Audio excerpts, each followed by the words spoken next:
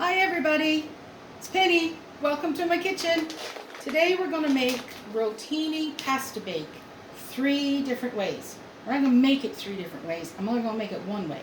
But I'm going to explain to you how you can do it 3 different ways. So the rotini pasta is the corkscrew pasta. This one. Right? So we're going to use 1 large bag. I'm going to lay that over here because we're just waiting for the water to boil over on the stove. And the regular way to do this, as you can see on the plate, I have 2 medium onions, 1 green pepper, 4 cloves of garlic, because I really like garlic, but you don't have to use a whole 4 cloves, and 2 tablespoons of dried oregano. Then we also have 1 package of lean ground beef. So we're going to be frying all of that together. Now, if you're not confident in your knife skills, your chopping skills, you can skip the garlic, the onion, and the green pepper. You can use a tablespoon of garlic powder instead, and about 1/3 cup of dried chopped onion. And it will plump up as you're cooking, and there's no chopping involved, which is great. So if you don't want to take the time or you're not confident in your chopping skills, don't worry about the green pepper and the onion and the garlic. You can use granulated garlic powder and dried chopped onion. Also, once the meat is cooked, we're going to be adding some stewed tomatoes. And most stewed tomatoes have a little bit of garlic and a little bit of green pepper in them anyway. So don't worry about it. You don't want to do that or you can't do that, not to worry. So we're going to fry up the meat together in a pan. I also like to add 1 little OXO packet of beef bouillon, and just adds a little bit of flavor, but that's optional, and about 1 tablespoon or so of Worcester sauce. So then once the pasta is cooked, you'll be putting the stewed tomatoes and a can of tomato soup in the mixture as well. Mix it all together, put it in a nice size 9 by 13 or even a little bigger casserole dish. Then you're going to cover it in mozzarella cheese, bake it in the oven for about 20 minutes, half an hour, melt the cheese and make it all come together. And voila, you have rotini pasta bake. The other way you can do it is a chili rotini pasta bake. So if you're doing it that way, all the same things, but then add some chili powder, a good heaping tablespoon of chili powder to your mixture. As well, if you like, you can add 1 can of drained and rinsed dark red kidney beans, a can of drained chopped mushrooms, and instead of mozzarella cheese, I would use cheddar cheese. So that's rotini pasta bake the second way. But what we're going to do today is taco rotini pasta bake. So what we're going to do is add 1 can of black beans, drained and rinsed, which I have here. And we're going to add a good heaping tablespoon of taco seasoning mix. Now you can buy the packets and everything at the grocery store, or you can make your own. And the one that I use is Rachel Ray's taco seasoning mix. So if you have a pen, jot this down.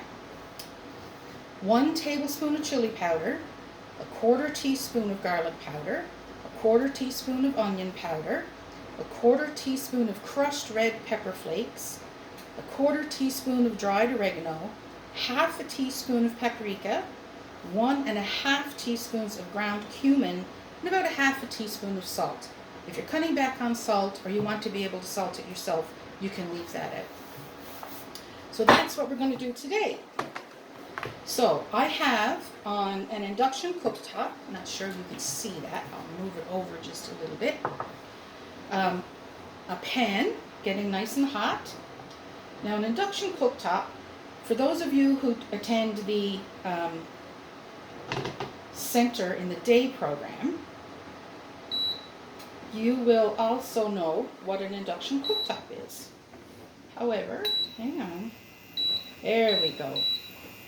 An induction cooktop is no flame, no gas, no heated element. It works magnetically with stainless steel pots and pans. So you wouldn't be able to use like an aluminum or a ceramic pan or anything like that.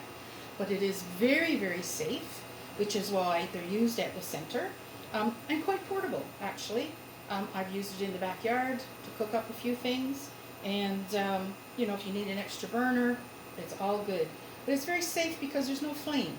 So if a piece of paper towel or part of your shirt or something like that were to come in contact with the induction burner, it wouldn't catch fire.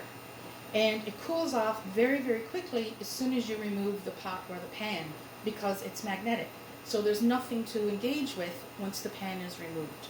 So something to think about if you have young kids at home and you want to teach them how to cook. And of course, for all our guys, including my daughter Caitlin, that's what we like her to use as well, because it's much safer.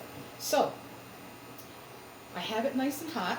Because it's a stainless steel pan, you want it preheated before you put your oil or anything in, because if not, what will happen is we're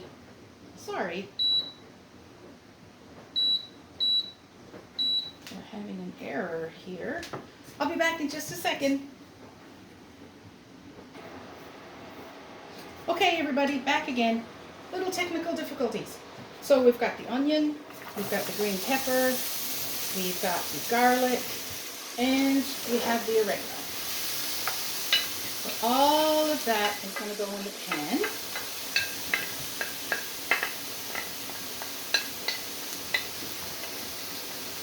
There we go. So once your pan is hot, put some oil in there, and then put in your veggies and your oregano. Because it's dried oregano, you put it in the beginning. And as it combines with the moisture from the vegetables and a little bit of oil, it will, what they call, bloom, and the flavor will come up, which is fantastic. So now I'm going to add the hamburger meat and the Worcester sauce, about a tablespoon, but you can eyeball it. I like a lot of Worcester sauce.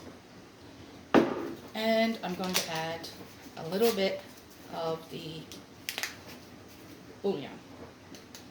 So I'm going to fry all that up, cook the rotini, grate my cheese, and we'll be right back.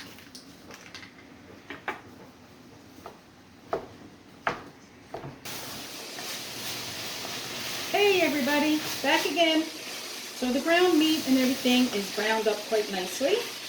And I'm going to throw in our tomato soup.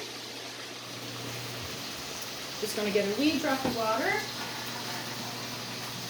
so that we can get every last bit of that tomato soup out. There we go. And we're going to put in our seasoned tomatoes. Yay!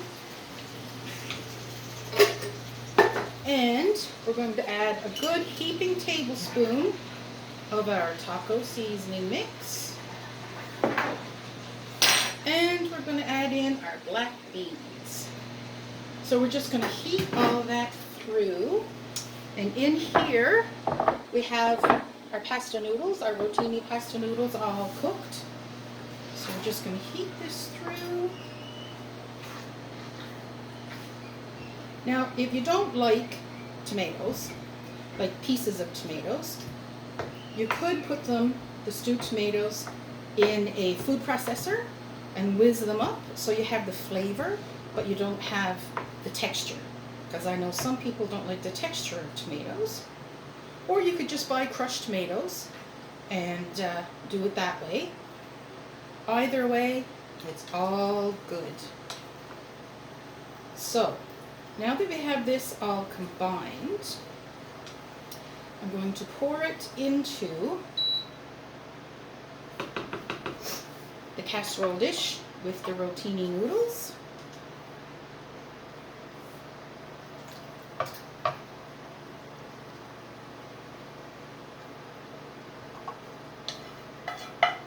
Oh, it smells so good. And then we're just going to mix it around in the casserole dish. No need to dirt another bowl or another pot. You're going to bake it anyway.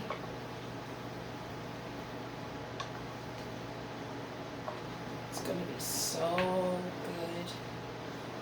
good. Whew, all the steam. Okay, now that we have it all mixed up, we're going to cover it with some cheddar cheese. Now, oh, get back in the pot. If you wanted to get some like Tex-Mex cheese or something like that, or some cheese that's got some jalapeno and stuff in it, it would all work, whatever you like. But I personally like cheddar cheese with my tacos, and that's why there's cheddar cheese going in the taco rotini pasta bake. And this is awesome. So the oven is preheated to 350, and we're going to put it in there for about 20 minutes, half an hour, and then we'll be right back. Hey everybody, it's ready. So here we go, our taco rotini pasta bake. Wow, that looks so good. Now, as a special treat, we're going to crunch up some nacho chips, because after all, it is a taco rotini pasta bake. And the final touch is a beautiful dollop